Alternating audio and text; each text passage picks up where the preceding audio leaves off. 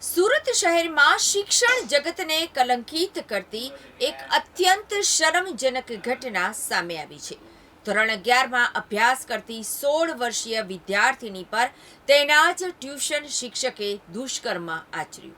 પ્રાપ્ત માહિતી અનુસાર પીડિતા ધોરણ 11માં અભ્યાસ કરે છે અને ઉમરા વિસ્તારમાં આરોપી શિક્ષક પ્રજ્ઞેશ ઓનિયા પાસે ટ્યુશન માટે જતી હતી. આ નરાધમ શિક્ષકે એક્સ્ટ્રા ક્લાસના બહાને વિદ્યાર્થીનીને ઘરે બોલાવી હતી. આ સમયે ઘરમાં કોઈ ન હોવાનો લાભ લઈ તેણે સગીરા પર દુષ્કર્મ ગુજાર્યું હતું. આ ઘટના બાદ ડરના કારણે વિદ્યાર્થીનીએ શરૂઆતમાં કોઈને જાણ કરી ન હતી. સગીરાના પરિવારજનોને આ ઘટનાની જાણ થતાં તેઓ સ્તબ્ધ થઈ ગયા હતા. તેમણે તાત્કાલિક ઉમરા પોલીસ મથકે ફરિયાદ નોંધાવી હતી.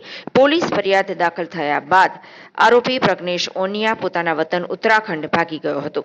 જોકે પોલીસે ગંભીરતાથી આ મામલે તપાસ હાથ ધરી અને ટેકનિકલ સર્વેલન્સની મદદથી આરોપીનું લોકેશન ટ્રેસ કર્યું. પોલીસે એક ટીમ ઉત્તરાખંડ મોકલીને આરોપી પ્રજ્ઞેશ ઓનિયાની ધરપકડ કરી તેને સુરત પરત લાવ્યા છે.